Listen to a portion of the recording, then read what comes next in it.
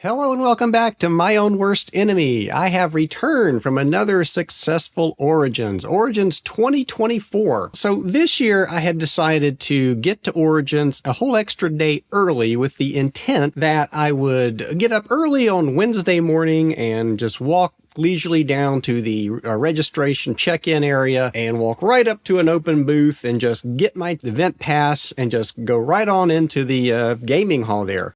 Well, no, that didn't happen. I showed up and there was still a huge line. Now, I don't think this line, as I understand things, this line actually got short for a period and then printers started going down and then it got monstrously long again. So I can complain a little bit, I guess, but not complain too much. I'm going to complain anyway. I had to stand in line again and I did not like it. Now, one of the things is I'm a game master. I'm on a game master badge when I attend these things. And when I walked up, I actually went to ask one of the event volunteers there about, is it possible that me being a game master who has to set up a game that's going to be run for the people standing in line, is there a way I can get my badge ahead of them earlier so that I can get into the gaming hall and set things up? But there was a guy in front of me who had the same question, and he walked up to the same person I was walking up to, and he says, "Hey, I'm a GM. Is there a special line for me?" And the guy looked at him and says, "Yeah, it's that line right there," pointing to the line you're seeing on the screen. So basically, he was telling GMs that you're going to have to get in the same line as everyone else. One thing that Origins really needs to change, if you're a game master, they somehow need to get you the badges earlier, or they at least need to have a separate line so they can accelerate game masters through the line, because as a game master, the doors open at 8 and you have to get in there before that if you have a game scheduled to run at 8 or even 9, because you're going to need time to set up your games, and they do not allow for that. So there are actually game masters that were in line that had to get other people to try to set their games up for them in order to try to be ready for when the players showed up at their allotted time. So another fiasco for registration. I guess a continuing fiasco at this point. I've had, I think, one smoother registration, but the registration for GMs at least is still messed up. And for the attendees too, I think, because like I said, there were printer issues. All right, next slide. We are looking at, this is Arabian Struggle. So this was from Catastrophe Games, and I believe I played this one last year at Origins, and it's a very fun game. I actually am looking forward to playing this one again at some point. This is Brazen Chariots, and Gary from Ardwolf's Lair and Lee were running this one at Origins, and this was the game that was set up on this table, and it stayed up the entire time, and as always, it was a well-attended event, so a good time was had by all. And this is Charge War Games. They provide rules for minis in the Napoleonic era. So they had this table set up and a very neat looking table, nice looking minis there. And I think I've got another shot of this a little more close up, and you can see that there's some nice work there. So yeah, that was a Charge War Game. So check out their site if you're interested in miniatures. And this was Votes for Women. Tori was back again this year running 5 sessions of this, and each one again was fully attended as far as I could tell, and another big draw, and everyone who played this enjoyed it thoroughly and had a good time. So this is a very good game. This is the command post exercise, and I think this is not actually the exercise, but I think this is a briefing session here for the people who will go on to play in that exercise. And if you ever attend Origins, I highly encourage you to play this at least once. This is quite a spectacular event to behold. And this is Empire of the Sun. Now, this was an interesting setup in that in the foreground there, you can see the game Empire of the Suns being run. And then behind that, where the gentleman in yellow is playing, there's a smaller map, and that's the South Pacific scenario for Empire of the Sun. So I had dual Empire of the Suns running on this table, and that looked really interesting. And I would have loved to have sat in on this session because I really need to learn how to play Empire of the Sun. This is Maneuver Warfare, and that's the designer on the lower left there, Ian Brown. So this is a card-driven game, or actually it's a card game on, I believe, futuristic warfare. And this is Halls of Montezuma from Fort Circle Games, and this is another one I wanted to try to get a chance to take a look at and perhaps play, but did not get a chance to. And this is Nevsky, I believe. Yeah, that's Nevsky. Another game I have not played. It looks very, very very simple, but I was assured that this is quite a complex game to learn. And at some point, I would love to try this one as well. It looked very, very interesting, and it was highly recommended by everyone I talked to about this game. And here we're looking at Normandy 44. So, of course, with the anniversary of D-Day, we had at least one session of a D-Day event going on, and this is the setup for that game, and another game that I own and have not played yet, but I do want to get this one to the table too at some point. So this is we do a raffle at the end of every Origins on Sunday at 10 o'clock, and this is just some of the prizes that we gave away. There's GMT does an outstanding job of providing the Armchair Dragoons with prizes to put into the raffle, and you can see that there are some of the newer titles in there as well as some of the existing titles. Also, some of the Armchair Dragoons themselves donated some of their games to this raffle, and it's always a big event at the end of this. So if you attend one of the sessions that Armchair Dragoons runs, you get a raffle ticket that you can put into a cup that contains the name of one of the games you want to win, and there's a good chance that you'll win that game at the end of Origins. This is what I was running. This is Space Empires 4X, and I have not done this on the channel here yet. I will eventually do a playthrough of this on the channel. This event, I ran this last year. I was just going to run it kind of on a whim last year. I didn't really know how it would be received, and normally I'm running, war games, but I decided to go outside a little bit to science fiction, and it sold out immediately last year. Well attended, and everyone loved it. So I decided to run it again this year, and it sold out again this year, I think in just a couple of days. So this may be, maybe have to run this event again next year. And if you look at the setup there, I try to really kind of add some extra stuff to the game when I run it at Origins. And you note that all the players there have their own color-coded unit boxes, pencils, and clipboards, with the exception of the Yellow Empire. I didn't have a yellow clipboard, so the Yellow Empire had to settle for an orange clipboard. And so this is the end of the last session of Space Empires 4X. The fourth player did not show up, so the Terrans, the blue empire in the lower left corner down there, what I said was there is a 3-player scenario for Space Empires, but since I had already set it up for 4 players, I did not want to spend time trying to set things up into the dashed lines you see on the map there for the 3-player scenario. So I simply just declared that the Terran Empire was off limits, and that first ring of unexplored deep space counters circling the Terran Empire were also out of bounds. So that worked pretty well, and as you can see here,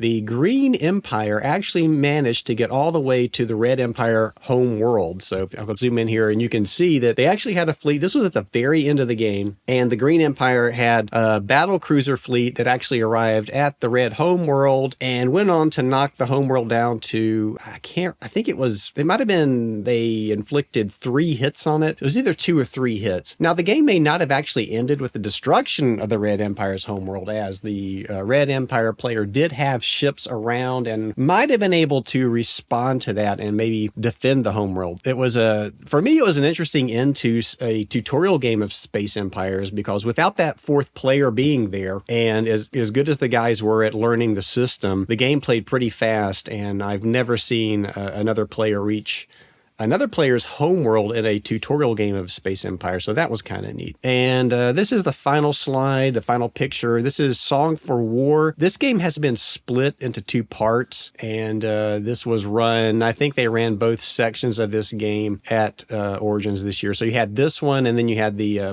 more familiar Italian boot map, which I do not have a picture of, but it looked interesting as well. So that's going to do it for the slides, just a real quick run through of what the Armchair Dragoons were running. And now we will switch over and take a look at some of the loot I brought back. Okay, so here we are, the loot video. So now this was not something I bought. This was actually this was brought by another Armchair Dragoon and given to me. I showed an interest in it because Ogre, I believe, was probably the second war game that I ever played, maybe. I did not play the Pocket Edition, though. A friend of mine had I guess the boxed edition of this, but this looked neat, and I thought maybe I will give this a try at some point.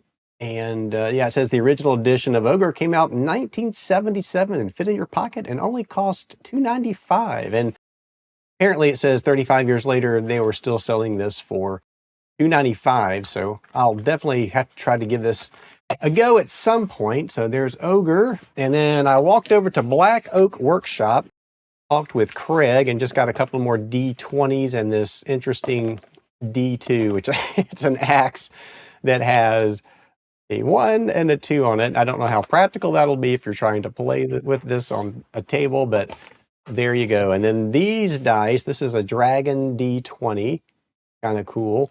And this is I think it's the Eye of Ra, if I'm not mistaken. And I actually bought this because I love the Alan Parsons Project. And yeah, that probably makes me a nerd, a bigger nerd. But to me, this looks just like the album cover of Eye in the Sky. It's the same kind of color that they use on an album cover, and it just looked really cool. So I had to grab that one. So always, if you get a chance to go by Black Oak Workshop, I highly recommend them. Really cool dice. Decision Games was present, and I did pick up a copy of Strategy and Tactics, The Battles of Andrew Jackson. So I'm looking forward to, well, one, reading the magazine, and two, seeing what the game is all about. Maybe we'll do an unmagazining of this at some point. For now, let's let you take a look at these counters. And actually, they look really nice. They feel really nice, too. So that's going to be interesting to see the rule book for this one. And then let's see, what else do we have here? So I bought this, the Plum Island Horror, Herman Luttman. Now, I did not really have any plans to buy this. And, once it came out and the reviews started coming in, I was like, damn it, I should have probably bought this. And I went over to Enterprise Games, and they had 2 copies. And this was the beginning of Origins. So Enterprise Games usually gets hammered. And I think they did really, really great this year in sales. Of course, I helped them do that. But yeah, I bought this. I saw it, I bought it, and I knew that it would sell out quickly. So here we go, the Plum Island Horror, and I will play that at some point. And whether or not I play this on the channel, I don't know. Let me know if you have an interest in seeing the Plum Island Horror here on My Own Worst Enemy. And this is something else that Decision Games had on their racks. This is a Greater Victory South Mountain. And this is, let's see, Revolution Games, yeah. So this is the Blind Sword system, and this is volume 7. So I have Prelude to Vicksburg. That's the only other one I have in this series. I saw this one in the map, and you can see the map on the back of the box there. It looks really, really interesting to me. So I'm looking forward to giving this one a try as well, and I'm sure you'll see that one at some point on the channel. Now, the next thing I bought, this was also from Enterprise Games. This is Clash of Arms, The War for the Union. And I already own The War for the Union. I own the Compass reprint of this, but Enterprise had this for, I think it was $25, deeply discounted, and it is a brand new copy. And it's got all the original parts and pieces in here. It's unplayed, unpunched. So I even though I already had it, it's I wanted to check out what the original looked like. And some people, I was reading on Board Game Geek, some people say they like this version better than the reprint. So that is interesting to me as well. The final thing I bought, this is also from Enterprise Games. And I actually emailed Enterprise before I went to Origins to see if they could bring this with them to avoid shipping charges, and they were more than happy to do so. This is Seven Ages, and this is from the Australian Design Group. Yes, that's the same publisher that does World in Flames. And I recently discovered that this game existed. I was interested in civilization-type games, and this one popped up. So it's a card game. There's no dice in here. And as I understand it, it's a very long game to play. It says 2 to 7 players. Time to play 7+ minutes, variable determined by the number of players. Now, the 7+ minutes, I don't know how you could play this game in 7 minutes.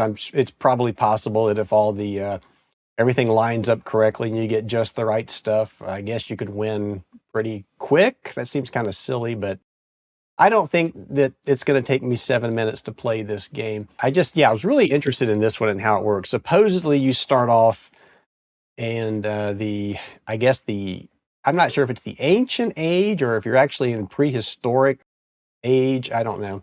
But it runs up through the modern age. So you can actually go up to having, I think, satellites and nukes. And I think there's 2 maps in here, but I'll definitely do unboxings on all of these and hopefully playthroughs on all of these. So that's it. That's not much this year purchased wise at Origins, not much loot. Very light this year. And so when I did buy the stuff from Enterprise Games, I also got, I want to see if I have it here somewhere nearby. I do actually. So one thing I did get was I spent $60. So I got a free Plum Island Horror t-shirt. And the back of this looks really cool. And it looks like this was from Weekend at the Warehouse, which I did not attend, but one day I would love to. But really nice t-shirt. I like it. It's large, so I don't think it's going to fit me, but maybe it will. Maybe it'll shrink. All right, that's it. That's all the loot and all the information I have brought back from Origins 2024. And if you've never been to Origins, I highly recommend it. It is a fun time. There's a lot of wargaming going on there and a lot of good people at the Armchair Dragoons Wargame HQ. So I look forward to seeing you there, and I look forward to seeing you back here on the channel at some point. As always, thank you for watching.